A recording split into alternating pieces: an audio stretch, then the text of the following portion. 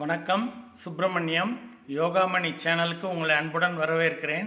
இன்றைக்கி சமையல் குறிப்பில் நம்ம பார்க்க போகிறது சுரைக்காய் தக்காளி கூட்டு எப்படி செய்கிறேன்னு பார்க்கலாம் வாங்க.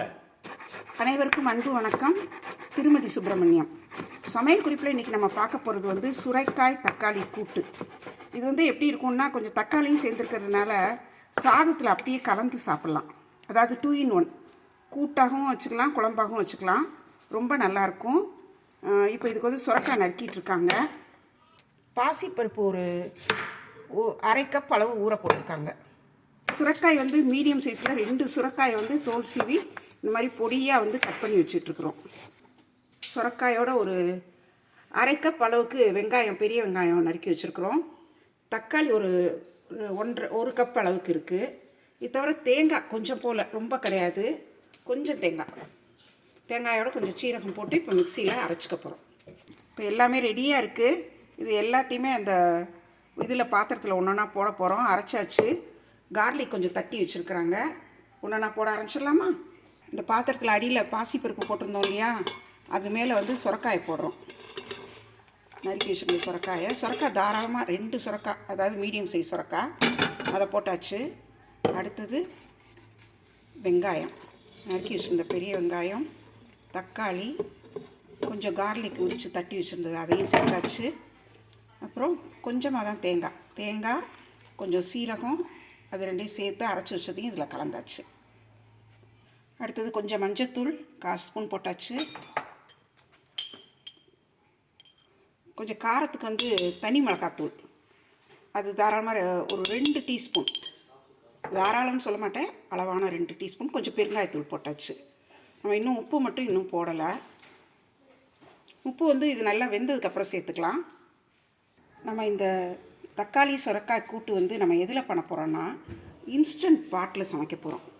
இன்ஸ்டன்ட் பாட்டில் இப்போ எல்லாருமே இது பெரும்பாலும் பார்த்திங்கன்னா குக்கர், அப்புறம் மைக்ரோ அவன், இந்த மாதிரி எத்தனையோ வந்துருச்சு சமையல். இதில் ரைஸ் குக்கர் அந்த மாதிரிலாம் வந்துருச்சு.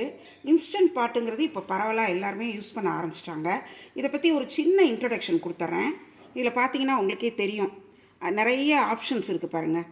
இது இப்போ ஆன் பண்ணியிருக்கோம். ஆன் பண்ணிவிட்டு இதில் உள்ளே இருக்கிற பாத்திரம் செப்பரேட்டரில் நம்ம இப்போ எடுத்து வச்சது எல்லா பொருட்களும் உள்ளே போட்டாச்சு. இப்போ அடுத்து இதை பற்றி ஒரு சின்ன இன்ட்ரடக்ஷன் கொடுத்துட்டு அதை ஆன் பண்ணிடலாம். ரைஸ் சமைக்கணுன்னா ரைஸ் அது ஆன் பண்ணிக்கலாம். மல்டிகிரெயின்னா பருப்பு வகைகள், பாசிப்பருப்பு, கடலைப்பருப்பு, துவரம்பருப்பு, அதெல்லாம். பாரிஜ்னால் ஏதாவது கஞ்சி அந்த மாதிரி பண்ணுறதுன்னா அதில் பண்ணலாம், அந்த பட்டன் ஆன் பண்ணிக்கலாம். ஸ்டீம்னா காய்கறிகள் வேக வைக்கிறது. யோகட் இது ரொம்ப வசதியானது. அதுவும் வெளிநாட்டில் இருக்கிறவங்களுக்கு பார்த்திங்கன்னா தயிர் உரையாது இல்லையா, பால் நல்லா காய்ச்சி நம்ம வீட்டில் எப்படி அந்த கை பொறுக்கிற சூடு அந்த வெதுன்னு இருக்கிற மாதிரி வச்சு கொஞ்சம் தயிர் விட்டுட்டு இதுக்குள்ளே வச்சு அந்த யோகட் இதை ஆன் பண்ணிட்டோன்னா ஒரு 6 hours கழித்து நல்லா தயிர் ஆகிடும். ப்ரெஷர் குக் மோடு நம்ம எப்போவும் ப்ரெஷர் குக்கர் வைக்கிறது தான். கீப் வார்ம் நம்ம சாப்பிட்ற வரைக்கும் நல்லா சூடாக இருக்கும் அந்த டைம் வரைக்கும். இந்த சைடில் பார்த்திங்கன்னா சூப்பெல்லாம் வேக வைக்கலாம். அப்புறம் அது மீட் ஸ்டியூக்கும் நல்லா அந்த ஒரு ஆப்ஷன் இருக்குது. நல்லா சூப்பராக வெந்துரும்னு சொல்கிறாங்க அதில். அடுத்தது பீன், பயறு வகைகள் இருக்குது இல்லையா, தட்டாம்பயிறு, கொண்டக்கடலை, அந்த மாதிரி பயறு வகைகளுக்கு இந்த ஆப்ஷன். பவுல்ட்ரிங்கிறது சிக்கனுக்கு. ஸ்லோ குக் நிறைய பேர் அது விரும்பி இது பண்ணுவாங்க. நிதானமாக அந்த டைம் அட்ஜஸ்ட் பண்ணிட்டோம்னா நமக்கு அந்த டைம் எப்போ வேணுமோ அந்த டயத்தில் அதை எடுத்துக்கலாம். சாட்டே, இதில் வதக்கவும் முடியும். அதாவது அந்த உள்ளே இருக்கிற பாத்திரத்தில் எண்ணெய், நெய் ஏதாவது ஊற்றி நம்ம தாளித்து வெங்காயம் தக்காளி வதக்கிட்டு காய்கறிகளை போட்டு மூடி வைக்கலாம். ப்ரெஷர் லெவல் நமக்கு வேணுங்கிற ப்ரெஷர் லெவல் அட்ஜஸ்ட் பண்ணிக்கிறது. டிலே ஸ்டார்ட் எப்படின்னு பார்த்தீங்கன்னா, நம்ம நைட்டு படுக்கிறப்போ எவ்வளோ நேரம் கழித்து அது ஸ்டார்ட் ஆகணும்னு நம்ம செட் பண்ணி வச்சிட்டோன்னா அது இந்த டிலே ஸ்டார்ட்டில் டைம் இது பண்ணி இப்போ செட் பண்ணி வச்சிட்டோன்னா நைட்டு நீங்கள் இந்த சாம்பாருக்கு இதுக்கெல்லாம் பருப்பு வேணும் அந்த மாதிரி வேணும்னா அதில் வச்சுட்டு அதுக்கப்புறம் அந்த டைம் செட் பண்ணிட்டா காலையில் எழுந்திரிச்சு பார்க்குறப்போ சூப்பராக வெந்திருக்கும்.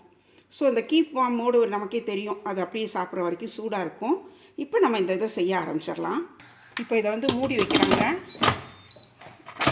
இந்த மாதிரி இந்த க்ளோஸ் லீட் அது உங்களுக்கு கரெக்டாக செட் ஆகும். ஆஃபில் போட்டுட்டு ப்ரெஷர் குக்கரில் 4 நிமிஷம் வச்சுருக்காங்க. மீடியம் நார்மலில் வச்சு ப்ரெஷர் ஹை ப்ரெஷர் வச்சுருக்குறாங்க. ஸோ 4 நிமிஷத்தில் இது வெந்துடும்.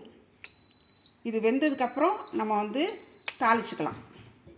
ஸோ இந்த 4 நிமிஷம் வச்சோடனே ஆனுங்கிறது வந்துருச்சு பாருங்கள். இப்போ ஆட்டோமேட்டிக்காக 4 மினிட்ஸ் கழித்து நம்ம ஓப்பன் பண்ணி பார்க்கலாம்.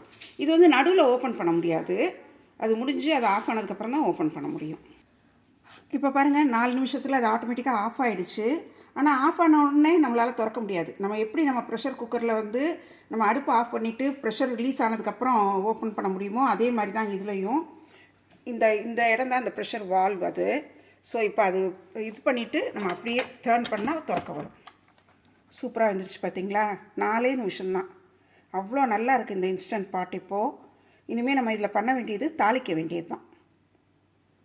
அடுப்பில் ஒரு பேன் வச்சு கொஞ்சம் எண்ணெய் ஊற்றிக்கலாம் தாளிக்கிறதுக்கு.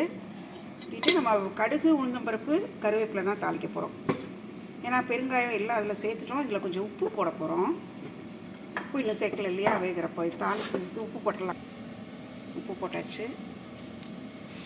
டேபிள் சால்ட் தான் போட்டிருக்கோம். அவங்கவுங்க டேஸ்ட்டுக்கு தகுந்த மாதிரி போட்டுக்கோங்க.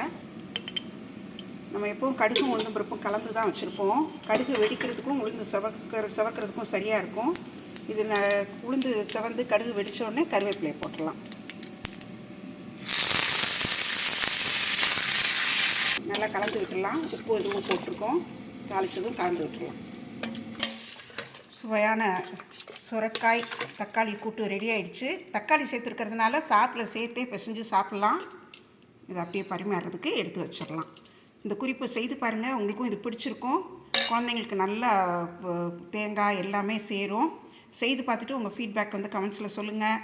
இந்த வீடியோவை லைக் பண்ணுங்கள், ஷேர் பண்ணுங்கள். எங்கள் யோகாமணி சேனலுக்கு சப்ஸ்கிரைப் பண்ணுங்கள். நன்றி, வணக்கம்.